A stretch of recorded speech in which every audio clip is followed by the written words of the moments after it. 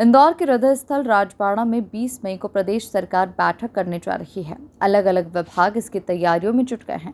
राजबाड़ा में होने वाली कैबिनेट बैठक को लेकर आज संभागायुक्त Deepak Singh, collector Ashish Singh, police commissioner Santosh Singh, निगम कमिश्नर शिवम वर्मा सहित अन्य प्रशासनिक अधिकारियों ने दौरा किया। कैबिनेट की बैठक राजबाड़ा के गणेश हॉल में होगी। वहां की रंगाई, पुताई, फर्श की सफाई की जा रही है। कैबिनेट बैठक के बाद पैलेस के खुले हिस्से में भोजन की व्यवस्था रहेगी और इसके लिए डोम भी बनाया जाएगा। अब बैठक में 3 दिन शेष हैं। इस कारण राजबाड़ा पैलेस को पर्यटकों के लिए बंद कर दिया गया है।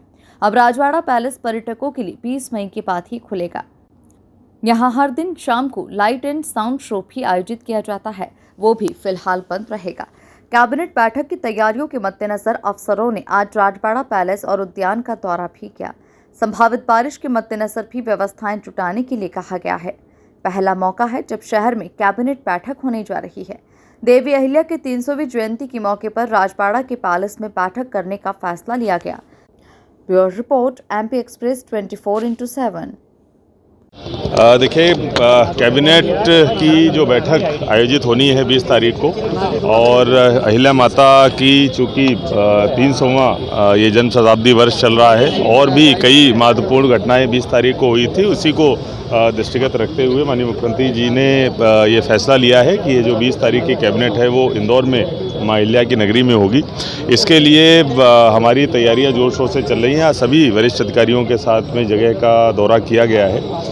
जो पूरी की पूरी थीम है वो माँ अहिल्या के जो काम हैं और माँ अहिल्या के जो पद चिन्हों पे जो मध्य प्रदेश की सरकार काम कर रही है उनका एग्जीबिशन कैसे किया जाए, और उसी के थीम पे पूरी तैयारियां की जा रही हैं। जो नीचे का हॉल है उसमें कैबिनेट बैठक आयोजित की जाएगी, और जो ऊपर का मेन हॉल है उसमें भोजन जो है वो सभी माननीय मुख्यमंत्री जी का, माननीय मंत्रीगणों का भोजन रखा जाएगा।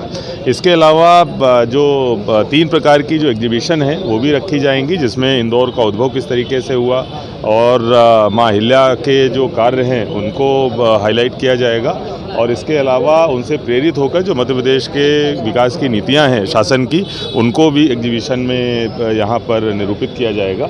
इसके साथ साथ सेक्रेटेरिएट बनते हैं, चूँकि यहाँ पर CS महोदय का पूरा ऑफिस और सेक्रेटेरिएट बनता है, जो CM ऑफिस है उसका पूरा सेक्रेटेरिएट बनता है, उसकी भी व्यवस्थाएं यहाँ पर कर ली गई हैं।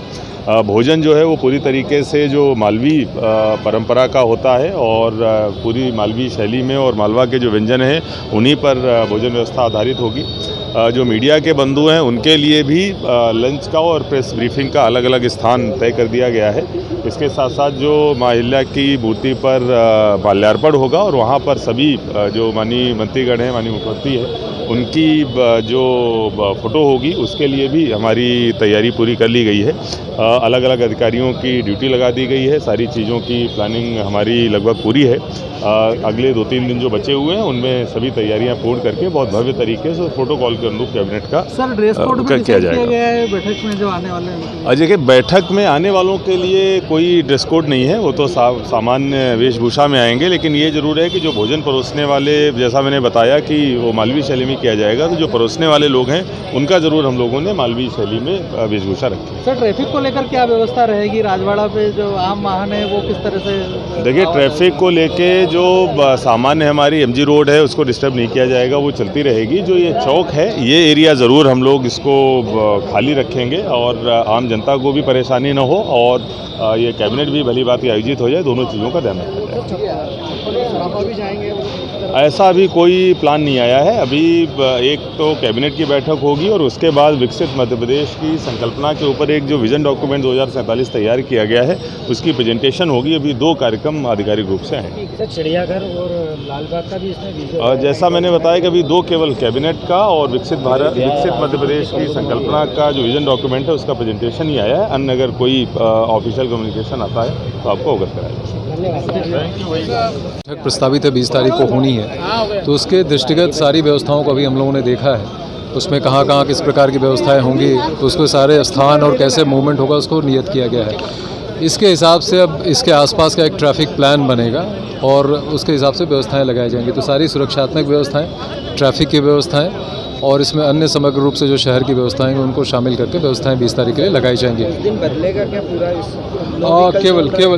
केवल जो राजवाड़े के सामने आप देख रहे हैं कि जो एक मूवमेंट का सर्कुलर पाथ है और इसके पीछे इस जगह को केवल जो है वो नो व्हीकल जोन बना के, और यहाँ से क्योंकि बहुत सारे लोगों का यहाँ पे आवागमन होगा, शासकीय गाड़ियों का, बहुत सारे हमारे माननीय मंत्रीगण यहाँ पे आएंगे, माननीय मुख्यमंत्री जी का आगमन होगा, तो उसके हिसाब से ट्रैफिक प्लान किया जाएगा। और क्योंकि लोगों का आवागमन यहाँ रहता है तो इसको ये सुनिश्चित किया जाएगा कि उनको सही तरीके से एक डाइवर्जन प्लान बना के हमारे अधिकारी वहाँ पर उपस्थित भी रहेंगे ताकि आम लोगों को भी आवाजाही में कोई तकलीफ ना हो। सर करीब कितने सुरक्षाकर्मी इस पूरे एरिया में? जैसी आवश्यकता होगी उसके हिसाब से लगाया जाएगा। कितने जोन में डिवाइड किया अभी इसको? पूरा राजवाड़ा का जो इलाका है इसको पूरे अलग कितने जोन बनाया? वो हम कर लेंगे, जैसे हम अपनी व्यवस्थाओं के हिसाब से कर लेंगे।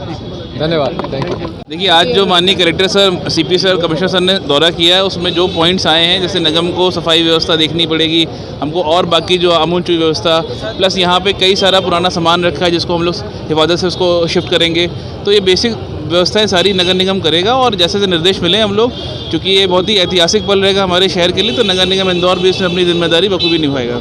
सर एएसआई के साथ मिलकर कुछ रिनोवेशन का भी काम अभी आज किया जा रहा है, राज्य पुरातत्व से कई अधिकारियाँ मौजूद हैं? नहीं, देखिए, पुरातत्व वालों से हमारे कोऑर्डिनेशन है, लेकिन उनकी हम लोग मदद कर रहे हैं। अभी रिस्टोरेशन वाला काम जो ऐसा कोई मेजर रिस्टोरेशन नहीं, बट हाँ टॉयलेट्स वगैरह या जो को बाकी यूटिलिटी की चीज़ें हैं उनको हम लोग ज़रूर सुधार रहे हैं, सही कर रहे हैं।